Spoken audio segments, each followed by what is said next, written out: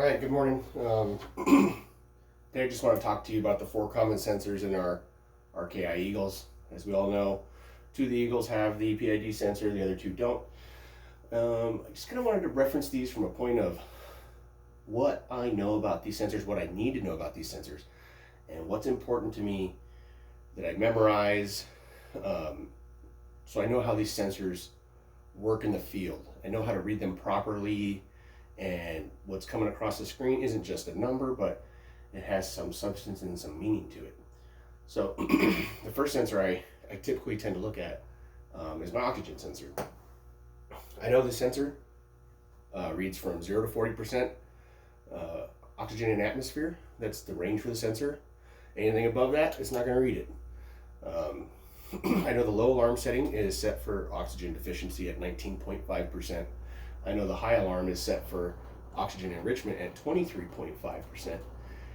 And I know from previous teachings that a 1% reduction in oxygen is 50,000 parts per million of something else. That means that to drop this oxygen from 20.9 to 19.9, that means 50,000 parts per million of something had to come in there and physically displace this oxygen out of the environment. And the good thing about that is we can see it. This is kind of like your catch-all for chemicals that we can't see. If it's not methane, if it's not CO, if it's not isobutylene, or some other chemical sensor, hopefully we can catch it here. So don't ignore those percentage drops in oxygen. They could really be significant. Another thing I know about the oxygen sensor is that oxidizers kill it, poison it, wear tow, done. So you have to be careful exposing this thing to oxidizers and other toxic environments. I mean, if you need to go downrange with the meter, you need to go downrange with the meter. All I'm saying is if you know ahead of time, maybe you could choose different strategies and tactics to kind of protect the meter a little bit. The next sensor I like to look at is our LEL sensor. It's calibrated to methane. And I like to look at this one second because I know that in order to burn something, which this sensor does, it actually burns the product, that I need to have oxygen. So I read this one first to ensure that I have the right amount of oxygen, or at least enough oxygen to burn something to get a reading over here. Now, how much oxygen I have, that comes into play too. If the lower the oxygen reading I have here, the lower reading I'm going to have here. They go hand in hand. So if I get low here, I'm going to get a lower reading here, which is going to be inaccurate.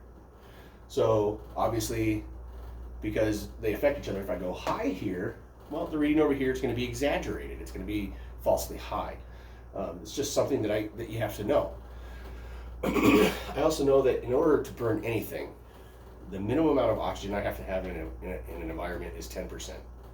If I don't have 10% oxygen, we're not even going to pay attention to that. So, our LEL sensor, like I said, calibrated methane. I showed you guys how to use the chemical library the other day to go through and switch it up to other chemicals.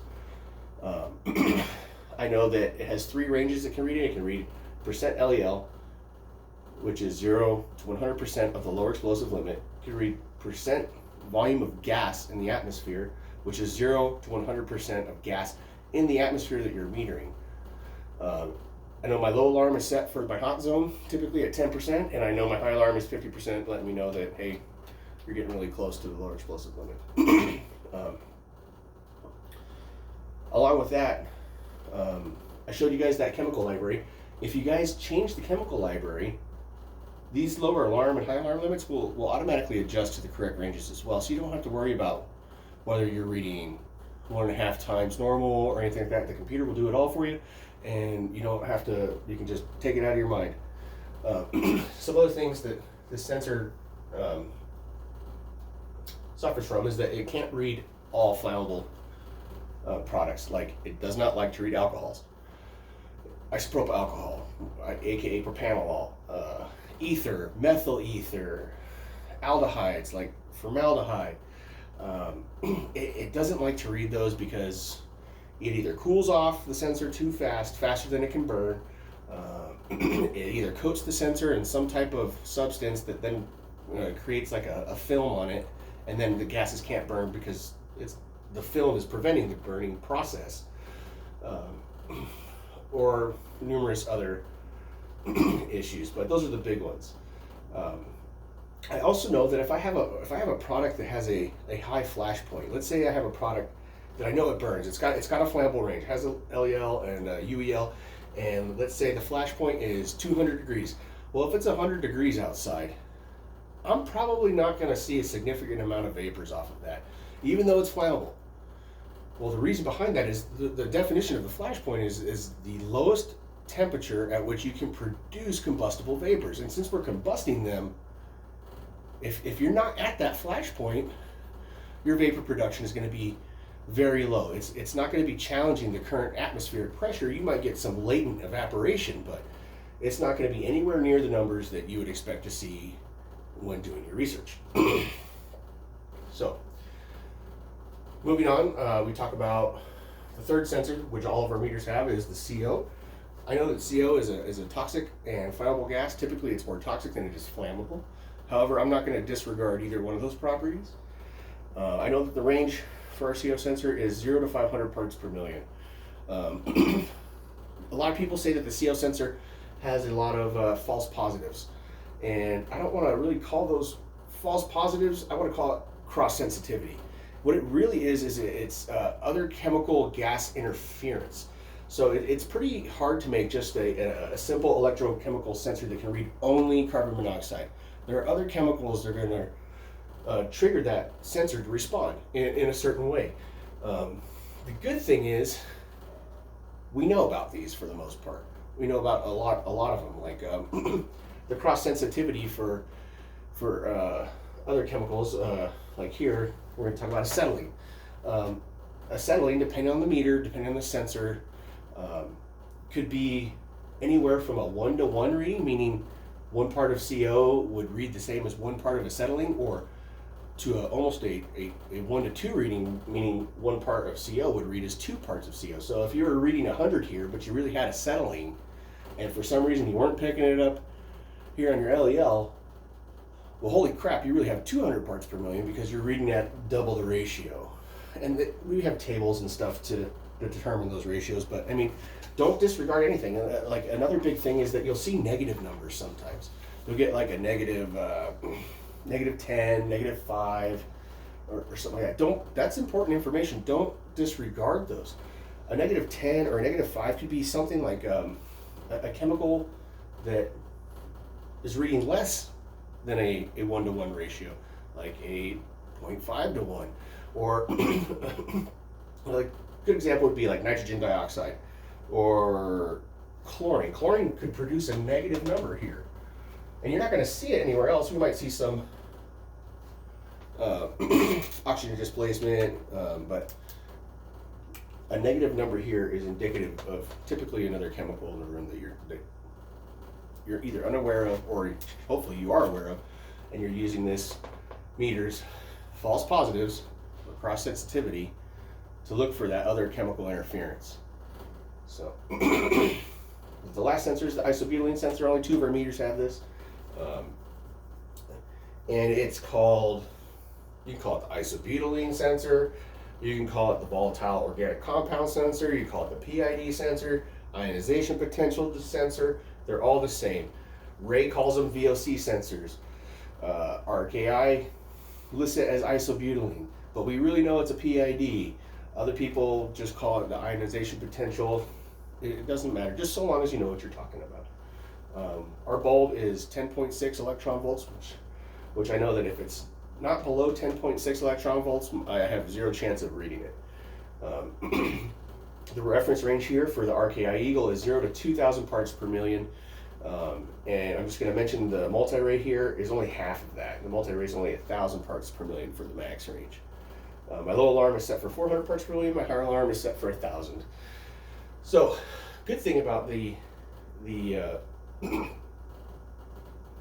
PID sensor is that from this 0 to 2,000 parts per million range, it's highly sensitive, so long as we're under the 10.6. I would say that this sensor here is more sensitive than this sensor here from the same range. If I were to have one product that was had a flammable range, and was below 10.6 electron volts. And I said was going to have 500 parts per million max concentration metering value. That's what I'm predicting with my research. Which sensor am I going to see it on first? It's going to be this one here all day long. Just by the way it works, it doesn't burn anything. It doesn't need oxygen to burn. It just needs to be able to shine that ultraviolet light on that product, knock off that electron, and read the reference range. That's all it needs to do. So from 0 to 2,000 parts per million, I rely heavily on this meter, so long as it's under 10.6. Not to mention, if you were looking from that 0 to 2,000 parts per million range on this sensor, it will absolutely do it. But you'll have to flip down to parts per million mode, more than likely. Otherwise, your reference ranges here, especially in your percent by volume, but in your LEL, they'll be minuscule. So, but that's what I need to relay to you guys about the sensors and things to think about that will make you a more confident and a safer meter technician, and interpreting the values so that you're not just getting a random number across the screen and you're like, oh, it's a negative 10 for CO, we're fine. Or it's hey, our oxygen dropped from 20.9 to 19.9. Well, our low alarm hasn't gone off yet. We still have a few decimal percentages there before we get to the low alarm. We're not oxygen deficient yet. We're probably okay to be in there, but are you really? Because that 1% drop could be 50,000 parts per million of something else. You don't know. So remember, number 1, oxygen. Number 2 is LEL, because you need oxygen to burn. Number 3 is parts per million, because this has cross sensitivity across multiple gas ranges. Never disregard this for just what you would think would be an erroneous reading.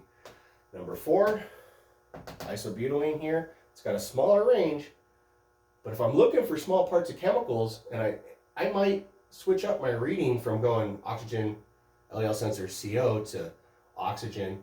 Well, I'm only looking for 500 parts per million, and it's below 10.6 electron volts. I might come down here and look at this one first before I come over here and then down here. So just things to think about. Understanding the meter will help make you safer.